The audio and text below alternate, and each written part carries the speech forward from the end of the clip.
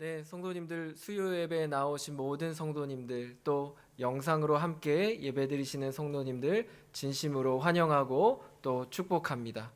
말씀을 사모하고 또 찬양하고 하나님을 예배하는 일에 삶을 들이시는 우리 성도님들 너무 귀하시고 또 너무 감사하고 또 이렇게 함께 예배드릴 수 있어서 너무 기쁩니다. 우리 옆에 계신 성도님들 바라보시면서 참 감사하고 기쁘다고 안녕하시냐고 한번 인사하겠습니다.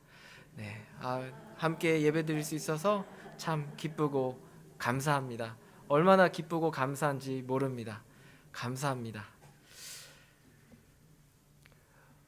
오늘 함께 예레미야의 기도를 나누어 보려고 합니다. 바벨론 군대가 예루살렘과 유다를 공격했습니다. 순식간에 유다 왕국과 그 도시 기반이 다 무너졌습니다.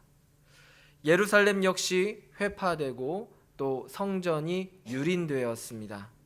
왕조는 종말을 맞았고 마지막 왕 시드기야는 적국의 볼모로 잡혀갔습니다. 이처럼 유다 땅에 비극적인 종말이 진행되고 있었습니다. 그때에 예레미야의 숙부가 예레미야를 찾아옵니다. 너는 아나돗에 있는 내 밭을 사라. 이 기업을 물을 권리가 내게 있느니라. 이 아나돗이라는 마을은 베냐민 지파에 속해 있고 예루살렘 바로 북쪽에 있습니다. 이 위치는 바벨론 군대가 진격해 오는 길목입니다. 이 땅은 군사적으로 위협적인 위치에 있기 때문에 가치가 없고 생산을 할 수 있는 땅이 아닙니다. 그런데도 예레미야는 예루살렘이 멸망하고 있는 상황에서 이렇게 친족의 밭을 사야 하는 상황에 놓여 있습니다. 사람의 잣대로 생각해 봤을 때 이 명령은, 이 요청은 아주 어리석은 요청입니다. 그런데 예레미야는 이 일을 행합니다. 오늘 우리가 읽은 본문 앞에 있는 32장 6절에서 8절 말씀을 함께 읽어보겠습니다. 6절에서 8절 말씀입니다. 읽겠습니다. 예레미야가 이르되 여호와의 말씀이 내게 임하였느니라. 이르시기를 보라, 내 숙부 살룸의 아들 하나멜이 내게 와서 말하기를 너는 아나돗에 있는 내 밭을 사라. 이 기업을 물을 권리가 내게 있느니라 하리라 하시더니 여호와의 말씀과 같이 나의 숙부의 아들 하나멜이 시위대 뜰 안 나에게 와서 이르되 청하노니 너는 베냐민 땅 아나돗에 있는 나의 밭을 사라. 기업의 상속권이 내게 있고 물을 권리가 내게 있으니 너를 위하여 사라 하는지라. 내가 이것이 여호와의 말씀인 줄 알았으므로. 이 말씀에 흐르는 이스라엘의 문화가 있는데요. 그게 고엘이라는 것입니다. 기업 물을 권리입니다. 하나님께서는 이 기업 물을 권리를 지킴으로써 땅의 소유가 지파로부터 떠나지 않게 하셨습니다. 숙부는 예레미야에게 그 의무를 지키라고 말을 합니다. 이 요청은 정당합니다. 그런데 지금 나라가 멸망하는 상황에서 이 기업 물을 권리를 지켜가지고 땅을 잘 유지하는 것, 이게 무슨 의미가 있냐는 것입니다. 왜냐하면 유다의 모든 땅이 이제 곧 다 바벨론의 땅이 될 것이기 때문입니다. 그런데 예레미야는 그 밭을 사는 것이 옳다라고 말을 합니다. 왜냐하면 예레미야는 그 숙부가 하는 일이 하나님의 일이라고 보았기 때문입니다. 내가 이것이 여호와의 말씀인 줄 알았으므로, 그렇게 알았기 때문에 예레미야는 적절한 법적 절차를 거쳐서 정확하게 그 밭을 자기의 소유로 만듭니다. 예레미야가 하나님의 명령을 수행한 후에 하나님께서 예레미야에게 말씀하십니다. 15절의 말씀입니다. 만군의 여호와 이스라엘의 하나님께서 이와 같이 말씀하시니라. 사람이 이 땅에서 집과 밭과 포도원을 다시 사게 되리라 하셨다 하니라. 사실 이 약속의 말씀은 현실과는 어긋납니다. 예레미야의 행위와 하나님의 약속은 현실과는 맞지 않습니다. 심지어 바벨론에 군대를 보내신 분이 누구십니까? 하나님이십니다. 예레미야는 이 사실을 알고 있습니다. 바벨론을 보내신 분이 하나님이시고 또 바벨론이 유다와 예루살렘을 파괴했고, 그럼에도 예레미야는 여호와의 말씀대로 아나돗에 있는 그 땅을 삽니다. 토지 거래가 이루어질 것이라는 하나님의 약속을 믿습니다. 그가 하나님의 약속을 믿는지 어떻게 알 수 있겠습니까? 바로 오늘 기도가 하나님의 약속을 듣고 하나님을 찬양하는 내용이기 때문입니다.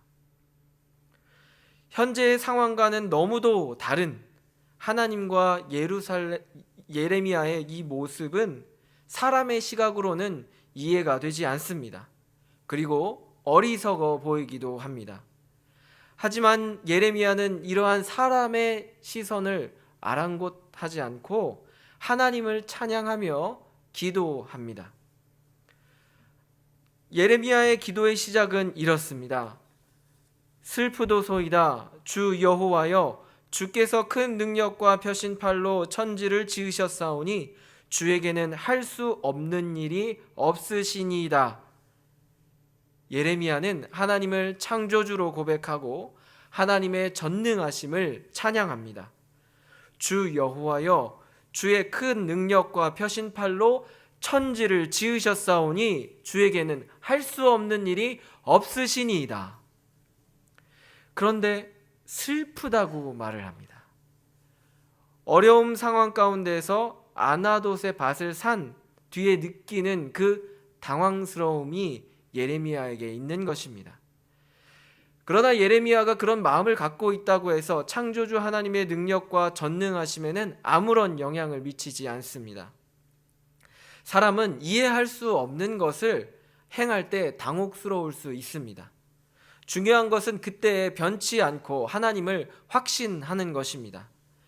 예레미야는 이 기도에서 자신의 한계를 인정합니다. 당혹스럽고 슬프다는 것입니다. 그러나 하나님을 그 한계 속으로 끌어들이지 않고 창조주이시며 전능하신 하나님을 있는 그대로 바라봅니다. 이어지는 기도에서 하나님의 통치가 어떤지 말하고 있습니다. 18절에서 여호와는 은혜를 천만인에게 베푼다고 기도합니다. 여기서 천만인은 수천 세대로 이해할 수 있습니다. 하나님께서 수천 세대에 이르도록 은혜를 베푸신다라는 고백입니다. 그런 한편 하나님은 아버지의 죄악을 후손에게 그 죄에 대한 대가를 주시는 분이시라고 말을 합니다. 그러니까 하나님은 더없이 은혜를 풍성하게 주시면서도 또 악에 대해서는 그 세대에게 또 그 후손에게 책임을 물으신다는 것입니다. 예레미야가 이런 기도를 하게 된 것은 지금 자기 세대가 하는 행동들, 특별히 나라가 지금 멸망하는 상황에서 또 많은 사람들이 포로가 되는 그런 상황에서 이 아버지 세대들이 하는 행동이 후세에게 어떠한 의미가 있는지 지금 생각해야 되기 때문입니다. 이 말씀은 아버지 세대들이 하나님의 말씀에 순종해야 한다는 그 결론적인 말씀을 우리들에게 말해줍니다. 하나님에게 복종했을 때 하나님의 은혜가 수천 세대에게 이어질 것입니다. 반면 그 하나님에게 불순종했을 때는 그 악행에 대한 대가가 후손들에게 또한 이어지게 될 것입니다. 지금 이 예레미야와 이스라엘 사람들이 감당하고 있는 이 아픈 현실은 아버지 세대, 선대의 불순종으로 인한 결과였습니다. 불순종으로 인하여서 하나님께서 진노의 도구로 바벨론을 삼으셔서 지금 온 나라와 또 온 백성과 또 온 사람들이 다 고난에 처한 것입니다. 불순종으로 인한 결과로 온 세상이 흐트러졌고 혼란스럽습니다. 그 가운데서 하나님의 말씀에 순종하는 것이 어쩌면 의미가 없다고 생각될 수 있습니다. 그러나 예레미야는 하나님의 명령을 성실하게 이행합니다. 마음은 슬프지만 하나님을 바라보고 자기가 행할 수 있는 것을 순종합니다. 왜냐하면 하나님은 할 수 없는 일이 없으시기 때문입니다. 하나님께서는 후세들에게 더없이 후하게 은혜를 베푸시는 분이시기 때문입니다. 우리는 이 팬데믹을 지나면서 우리 신앙의 후세들에게 어떤 의미가 있는 행동을 해야 할지 고민해 보아야 합니다. 온 세상이 하나님과 상관없이 살더라도 나 한 사람이 하나님 앞에서 살아가는 것이 어떤 의미가 있는지 생각해 보아야 합니다. 하나님은 지금도 이 땅을 감찰하시면서 후세들에게 성실함을 베풀어 주실 것입니다. 그의 성실함을 쫓아서 은혜를 베풀어 주실 것입니다. 이 하나님을 바라보면서 오늘 팬데믹을 겪고 있는 우리는 어떤 행동을 해야 할지 결정을 해야 합니다. 예레미야의 이 하나님을 향한 확신은 출애굽의 사건에서 비롯됩니다.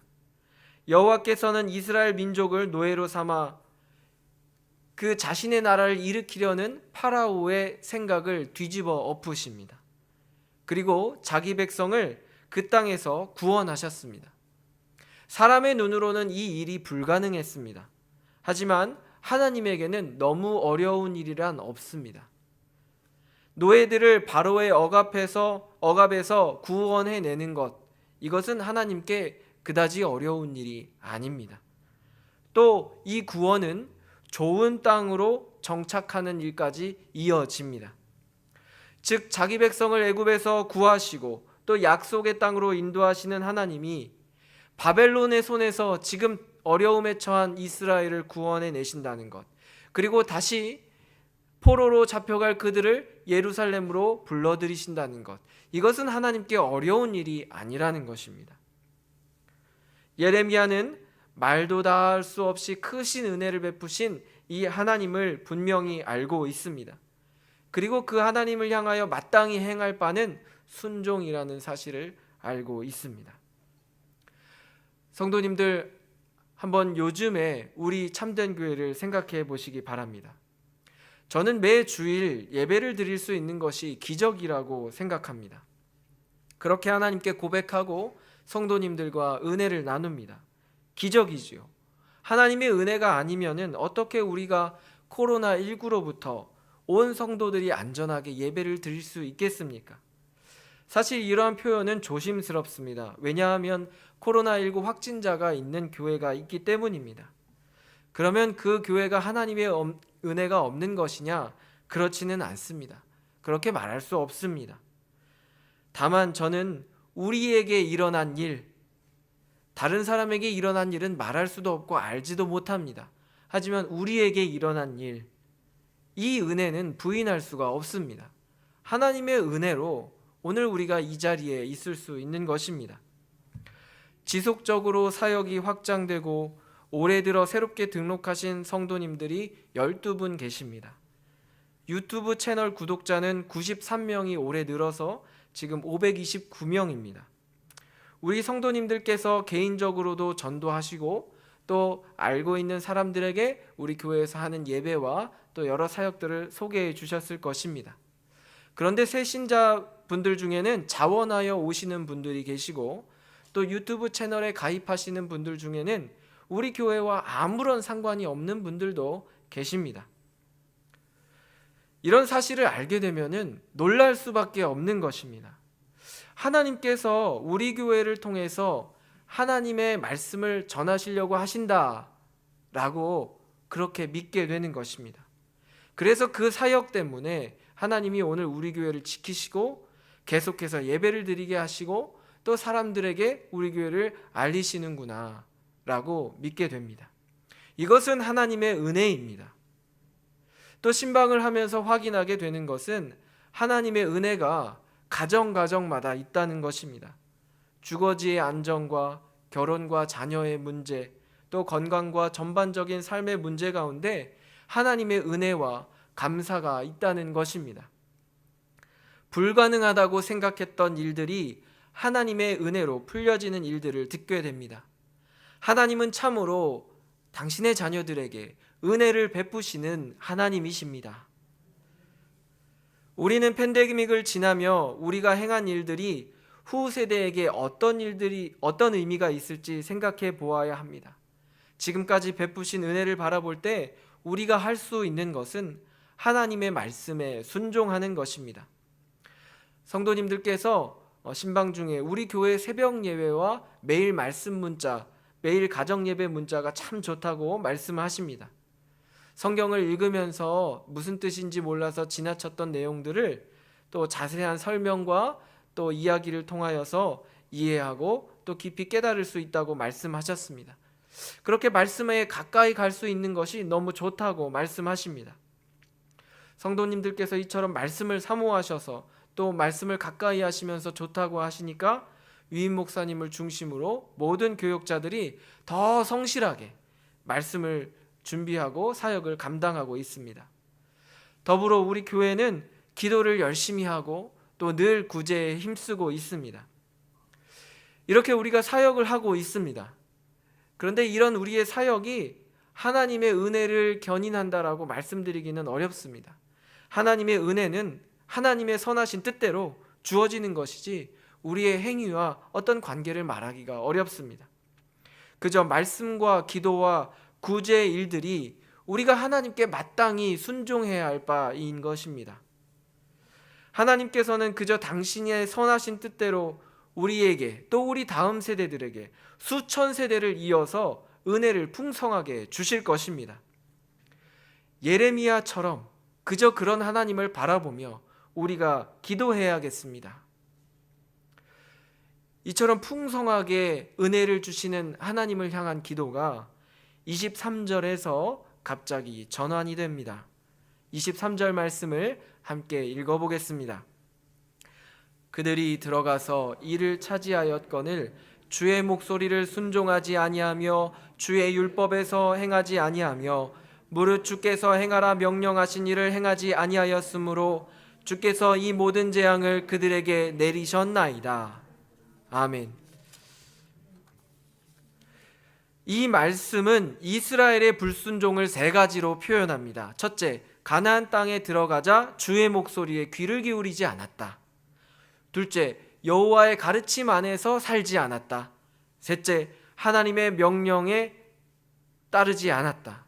한마디로 말하면 이스라엘은 하나님의 말씀을 지키는데 완전히 실패했다는 것입니다. 그리고 그 때문에 바벨론의 모든 재앙, 곧 칼과 기근과 재앙이 전염병이 이스라엘에게 임하였다는 것입니다. 우리는 코로나19를 생각할 때 하나님의 뜻을 떠올리지 않을 수가 없습니다. 주의 목소리에 기울이지 않았고 주의 가르침에 따르지 않았고 하나님의 명령을 거절하였고 그래서 이 세대가 하나님이 내리신 이 재앙을 감당하고 있지 않나 하는 생각을 하게 됩니다. 우리는 은혜를 베푸시는 하나님을 경험하는 동시에 그 행위대로 보응하시는 하나님을 경험합니다. 예레미야가 경험한 하나님이 바로 그런 하나님이십니다. 할 수 없으신 것이 없는 그 무한한 능력으로 크신 은혜를 베푸시는 하나님이시면서 또 동시에 행위에 따라 보응하시는 하나님이십니다. 예레미야는 거저 주시는 하나님과 이 상과 벌을 주시는 하나님을 경험합니다. 이것은 우리가 하나님을 이해하는 전형적인 방식입니다. 어떻게 하나님께서 하나님의 자녀와 세상과 관계를 맺고 가시는지를 이해하는 방식입니다. 예레미야는 이 하나님을 자유롭게 오가면서 기도하고 있습니다. 이러한 기도의 모습은 우리가 본받아야 하겠습니다. 왜냐하면 우리도 예레미야처럼 하나님을 이해하기 때문입니다. 한없이 은혜를 베푸시는 하나님이 또 행위에 따라 상과 벌을 주시는 하나님이십니다. 신학적으로는 모순되는 부분도 있습니다만 우리는 기도할 때 신학자가 될 필요가 없습니다. 우리가 알고 믿는 하나님께 있는 그대로 기도하면 되겠습니다. 사실 우리는 기도하다 보면은 후하게 주시는 하나님의 선물을 기뻐하면서도 순식간에 내가 이 은혜와 선물을 받기에 적합한지 그렇게 생각이 옮겨갑니다. 그렇게 하다 보면은 기도가 막히고 갑자기 멈춰서게 됩니다. 왜냐하면 우리 안에서 이 두 하나님의 모습이 서로 얽히고 또 상충하기 때문입니다. 그러나 이렇다 해서 우리가 기도를 멈출 필요가 없습니다. 우리는 예레미야처럼 우리 안에 풀리지 않는 것들이 있지만 덮어놓고 마음껏 기도해도 되겠습니다. 후하게 은혜를 베푸시는 하나님을 향하여 그 은혜를 마음껏 간구하시기 바랍니다. 또 때로는 상과 벌을 주시는 하나님을 향하여서 우리의 겸손함과 우리의 뒤를 바라보시기 바랍니다. 그것이 자유롭게 기도되기를 바랍니다. 예레미야는 예루살렘의 잔해 더미와 슬픔 속에서 기도합니다. 예레미야는 대대로 전해 내려오는 여호와의 은혜를 알고 있습니다. 출애굽과 가나안 정복을 이루신 놀라운 일들도 알고 있습니다. 그런 한편 이 하나님께서 불순종과 순종을 냉철하게 살피신다는 것도 알고 있습니다. 이 기도에서 예레미야는 모든 것을 단숨에 말하지는 않습니다. 그러나 이 기도를 통해 자신이 믿는 때로는 상반돼 보이는 듯한 그 하나님께 마음껏 기도하고 있습니다. 이 기도의 끝은 이렇습니다. 25절입니다. 함께 읽어보겠습니다. 주 여호와여, 주께서 내게 은으로 밭을 사며 증인을 세우라 하셨으나 이 성은 갈대아인의 손에 넘기신 바 되었나이다. 아멘. 현실과는 상반되는 하나님의 계획을 있는 그대로 고백을 합니다. 하나님의 명령대로 나는 밭을 샀지만 이 모든 땅은 바벨론에게 넘어갑니다. 그러나 여기서 이 성은 갈대아인의 손에 넘기신 바 되었나이다 라는 말은 하나님을 향한 의구심이 아닙니다. 주님은 할 수 없는 일이 없으시다라는 그 확신입니다. 하나님의 가능성을 바라보면서 이렇게 모순된 상황이지만 하나님은 선을 행하시고 그 뜻하신 것을 반드시 이루시는 하나님이시라는 것을 믿고 확신하는 것입니다. 이 확신을 토대로 예레미야는 아나도 땅을 산 것이며 그는 그렇게 암담한 현실 속에서 소망을 말하고 있습니다. 예레미야는 절망적인 상황 속에서 아나도 땅을 사라 하는 하나님의 명령을 바라보면서 두 가지 하나님의 모습을 경험합니다. 현재적으로 경험하고 있는 하나님은 행위에 따라 보응하시는 하나님이십니다. 아프게 하시는 하나님이십니다. 불순종의 대가로 바벨론을 보내신 그 하나님이십니다. 동시에 예레미야는 불가능한 일을 어렵지 않게 행하시는 하나님을 바라봅니다. 그 은혜를 후하게 주시는 하나님을 바라봅니다. 하나님의 가능성을 바라보면서 하나님의 새로운 결심, 아나돗의 땅을 사라. 내가 다시 이 땅에서 땅을 사고 팔게 할 것이다 라는 그 새 일로 예레미야를 불러들이십니다. 예레미야는 그 일에 동참을 합니다. 이 예레미야의 믿음과 행위와 기도가 다음 세대에게 이러한 이야기를 남겨줍니다. 여호와께서는 세상이 불가능하다고 말하는 일을 하실 능력이 있다. 그리고 나는 이러한 하나님을 믿었다. 우리 한번 가로 안에 자기를 한번 자신의 이름을 넣어서 한번 우리 고백해 보시겠습니까? 한 번 더 띄워 주십시오. 함께 고백해 보겠습니다. 여호와께서는 세상이 불가능하다고 말하는 일을 행하실 능력이 있다. 그리고 이남규는 이러한 하나님을 믿었다. 여러분이 지금 이 곤고한 상황 속에서 하나님께서 새롭게 일하실 그 일에 동참하여 불가능한 일을 어렵지 않게 행하실 그 하나님을 믿어서 마음껏 기도하고 그 일에 동참하시면 우리 후손들이 하나님을 믿는 것이 저렇게 믿는 것이구나. 하나님은 불가능한 일을 행하실 수 있구나. 그리고 우리보다 앞서 믿었던 우리 참된 교회 믿음의 선배들이 그렇게 믿으셨구나 라고 고백하게 될 것입니다. 예레미야의 기도는 오늘 우리에게 믿음으로 환경을 초월하는, 그래서 소망을 갖게 하는 방법을 보여줍니다. 믿는 자는 새로운 삶이 세상에서 주어진 것으로부터 온다고 말하지 않습니다. 믿는 자는 모든 것을 새롭게 하시는 하나님이 새로운 삶을 주신다고 말합니다. 우리는 세상에서 주어진 것으로부터 새로운 삶을 살려고 하는 사람들입니다. 그런데 새로운 삶은 모든 일을 새롭게 하시는 하나님으로부터 나옵니다. 그 하나님을 믿으시기 바랍니다. 분명히 우리에게는 우리 가정과 교회와 일터에 불가능한 일을 행하시는 하나님을 만나고 있습니다. 우리가 이해할 수 없는, 말로 논리적으로 설명할 수 없는 은혜를 경험하고 있습니다. 그런 한편 우리는 여전히 팬데믹을 겪고 있으며 또 행위에 따라 보응하시는 하나님을 경험하고 있습니다. 그 하나님께 있는 그대로 다 기도하시기 바랍니다.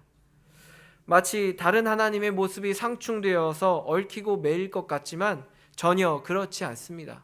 그분은 우리의 아버지 하나님이십니다. 마음껏 간구하시기 바랍니다. 아픈 현실도 그대로 고백하시기 바랍니다.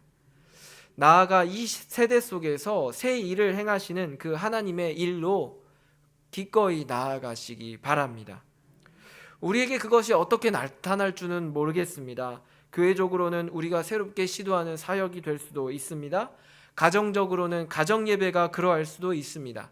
또 개인적으로 어떠한 일들이 있을 수 있습니다.